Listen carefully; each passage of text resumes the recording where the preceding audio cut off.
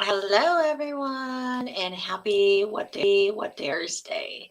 This is Attorney Farakazi coming to you about all things immigration. I feel like every day is ripe for conversation and for discussion about immigration because there is just so much going, and we are just in January, and it feels like it's been like 3,000 days already. So I hope that you guys are staying with us, you're staying calm, you're staying healthy, and that you are staying informed. The majority of this particular show is going to be in English. However, I will switch over into Spanish occasionally here and there. But if you do want the translation, just wait for me, and we will put subtitles on there as well. So I wanted to get on here and talk to you about all things immigration, but in particular about some of the new things that are happening in our country, and in particular in the state that I'm in and in the city that I'm in, which is Chicago. So just most recently, there was a lot of hoopla about the fact that they wanted Chicago police to cooperate with immigration authorities in these mass deportations that are supposedly going to be happening once Trump becomes president.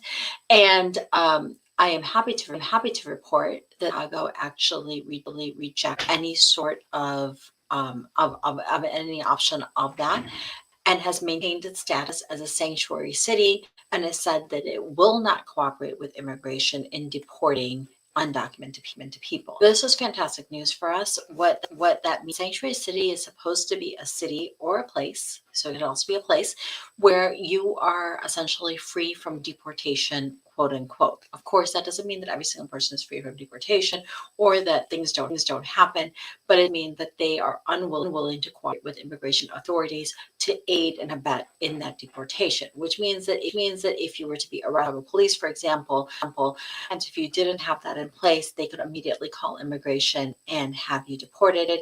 But in this particular case, Chicago is saying, no, we are not going to participate in that. Now, does that mean that that always happens, or that there are some police officers or some police departments that will not share your information with immigration? Of course not. That does happen. And if that happen, we're going to talk a little bit about what you can potentially do to protect yourself. First of all, hola, ¿cómo están? Hello, Lisa. Hello, Hermania. So like I said, the beginning of this program is going to be in English, but I will switch over back and forth because I just think this information is so tremendously important, and I want to make sure that we're laying it in the clearest and the concise way so that you understand what your rights and what your responsibilities and your abilities are. So we talked about the sanctuary city, and we talked about that Chicago, the place where I am practicing currently, is one of those cities. However, remember that I also work with immigrants, and I work with clients all over. Hola, hola, Marcos, ¿cómo es? Marcos dice, saludos, abogada, bendiciones por todo su equipo, por trabajar. Oh my gosh, thank you so much. Gracias, Marcos. Gracias por su confianza y gracias por sus palabras también. Sí, sí. Como yo expliqué a usted, nosotros podemos hablar español también. Este programa ahorita solamente hoy está, la mayoría está en inglés, pero también yo quiero dar noticias a todas las personas que si usted se vive en alguna ciudad como Chicago, es como se llama un sanctuary, ¿sí? Se significa que usted está protegido más o menos de si ha sido arrestado porque si no quiere cooperarse con inmigración. Pero hay posibilidades, sí, por supuesto, y ahorita hay mucho miedo de deportarse y de detenciones para mi gente, sí, para mis clientes. Y por esa razón yo estaré aquí para ayudarle y para explicar las soluciones y también las cosas se puede comenzar ahorita.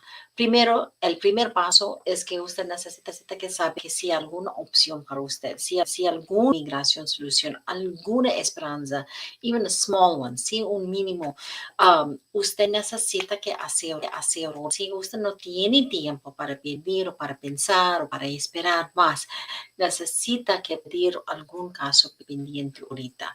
También para las personas que tienen niños, yo sé que muchas personas tienen de sus niños y de sus hijos. La pregunta que yo recibo muchas es, abogada, si usted recibe un orden de deportación, ¿mis hijos también se puede deportarse? Y la respuesta de eso es que es tan importante que usted ahorita toma un tiempo para preparar su familia y para decidir qué necesita hacer. Si usted quiere, usted puede designar a alguien para que cuide de sus hijos ahora. Si estás preocupada por ser deportado y se pregunta si sus hijos también serán deportados, escúcheme ahorita y hablamos de sus papeles de tutores. Usted tiene la ahorita y usted puede redactar para que alguien cuide a sus hijos si eso sucede. También los designé como personas que pueden recoger a sus hijos de la escuela y hacer saber a las escuelas. Eso es tan importante también. Si necesita más información sobre eso, una opción o otras soluciones o algunos pasos, por favor llámanos. Nuestras consultas, evaluación por teléfono son gratis. 630-504-0648. Después usted puede consultar, puede dar una cita conmigo personalmente y pudimos hablar de estos temas y de otras soluciones y otras opciones. Pero para muchas personas hay soluciones para ustedes. Ahorita es su tiempo, nosotros estamos en enero, ahorita es su tiempo para preparar los titulares, para preparar sus poderes, para hablar con la escuela, para hablar con su familia, para algún plan. También si recuerde que el silencio es la mejor opción cuando usted encuentra policía o inmigración. Nunca necesita abrir la puerta, nunca necesita hablar con alguna persona en inmigración. Si usted tiene miedo, usted puede decir que tengo una abogada. Usted necesita dar el número de su abogado, pero también el número de algún miembro de su familia, con quien usted se puede hablar o se puede ayudarle durante ese proceso. Se recuerde ese número, sí, porque usualmente se recogen su teléfono, usted no tiene su teléfono, ¿sí? También si usted tiene pendiente, usted se puede viajar, puede trabajar afuera de su casa con esa prueba en sus manos, ¿sí? Y usted puede demostrar a inmigración si yo tengo eso pendiente. So, all that in Spanish, I'm going to go back to English, but I did tell you that was predominantly in English. What I'm talking to you about is ways and different forms for you to protect yourself and your family in case you were to get deported. I know that there's a real fear out there, and it is a very valid fear. I also want you to know that this isn't our first time doing this. We've actually gone through a Trump administration before. We've survived that Trump administration. And there have been some very specific tools we've done it. And, I'm going to be talking about this ad nauseum, and you might even get tired of me talking about it. But I cannot stress enough, especially here undocumented, for you to take the time out. It does not take that long for you to make those powers of attorney, guardianship papers for your minor children. Because I can't tell you how many times I get this question, and they'll be like, attorney, can you tell me if I get deported, are you going to get deported as well? And my answer to that is always, well, it kind of depends on what you and your family have decided, right? Because if you do have minor children, you might have decided that you want all of your children and all your family to leave with you and to back to your native country. Or you may have decided, or you may have thought that there might be somebody else that's available here in the United States who can continue their education, continue their life, somebody that you trust. If that is the case, you need to put that in writing. You can't just think of these things. This is something that needs to go into writing, and it needs to be a conversation. I know it's an unpleasant conversation. I know it's something that you don't want to talk about, but it's now, and you do need to talk about. Prepare yourself and prepare your children and prepare your family for whatever outcome you guys have decided as a family. So, if you are going to designate somebody, it can be anybody that you would like, that you trust. However, I recommend it's not someone you currently live with, because many times in the case of a deportation, there is the possibility that an entire family could get swept up into that deportation that lives in that home. And I don't say this to scare you, it's to prepare you. So if you have a neighbor or a friend or a family member or a grandparent or anybody else you trust, then those are the people you should actually designate who don't live in the same building or in the same house as you. All right. So you've designated this person. What do you do? Well, you contact us or you contact an attorney, any attorney who can file guardianship papers for you and the powers of attorney for you. And then you also let the school know, because remember when you go to the tell you like, oh, person is designated to be able to pick up your child and who can we call in case of emergency?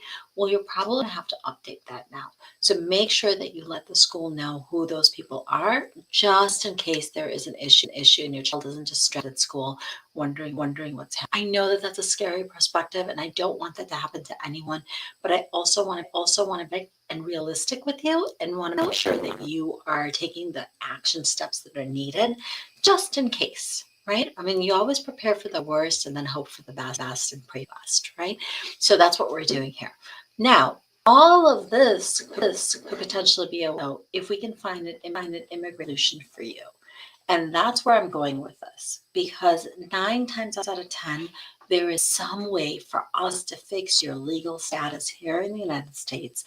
There are so many different options available to you. And if you're somebody like me who does not like twos and does not like to say no and does not like the word impossible, then I'm sure that we can find some way for you to fix your papers and get your work permit and get your travel permit, get your green card, and you don't have to worry about this anymore.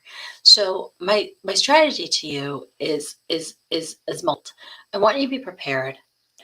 I would be pragmatic, but I also want you to be hopeful about the possibility of you being able to change your immigration status. And by doing so, you can give our office a call for a free case evaluation, and we can help you with that. Now, if you're not ready for that, then at the least make sure that you have that conversation with your family and your friends, children, so that you have it in place in case your home or your business are going to be raided and you are afraid of being deported. Okay.